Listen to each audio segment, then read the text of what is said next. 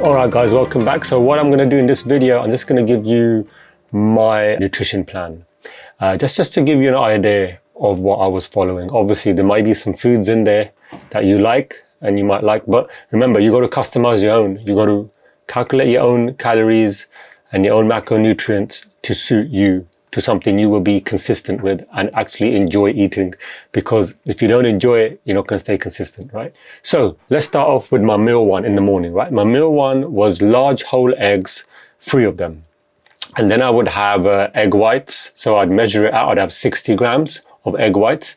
And then I would have 150 mixed veg, just for like filling me up, a lot. You'll notice. So that was meal one, and you can see on here I have the macros and all that ready, and all the calories and everything were calculated what was in each meal. Okay, so moving on to meal two, I would have whey protein, 100. That would be like 100 grams, and I would have like oats, and I would mix like little flavor drops in them. I'll put a link at the bottom here where you'll see some images of flavor drops. These are 0 calorie my protein. They're really good. They really helped me as well in sugar craving. I had these instead. Completely was off sugar. I just had these sweeteners. I relied on them. So that was meal two. Like it was kind of a little snack. So you can have that. And I would mix it with water, not milk, because milk has calories, right? And then moving on to meal three, it would be chicken breast, 200 grams, and I'll have a tablespoon of olive oil, and then I would have a white potato, 100 grams. Times 2, so that's 200 grams of 200 grams of white potato, and I have mixed veggies.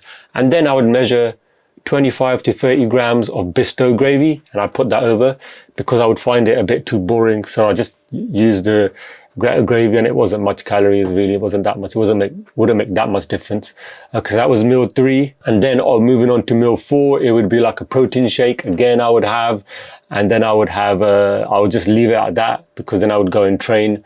And then meal five would be this. I would have salmon. Now salmon is, I would have 100 grams, 1.5 servings, so that's 150 grams. So I'd have my main thing, which is the salmon, and then I've had 100 grams of rice. So I'd weigh it uncooked first. All the stuff is uncooked first, weighed, because, obviously it's more accurate.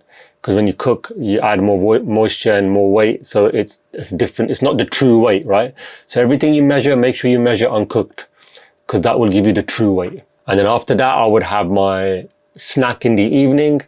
My last meal, number 6, would be like just strawberries. So 100 grams times 2. So 2 servings of 100 grams, 200 grams of strawberries. And I would have 40 grams of mint dark chocolate. So that was something I would always look forward to. Obviously, as the calories are getting restricted now for me, I have a meal plan of 1500 calories.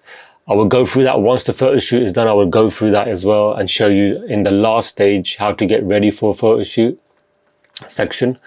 But all in all, in a day, that's what I would eat, guys. That was my meal. So when you look at all of that added together, it would come to 2062 calories.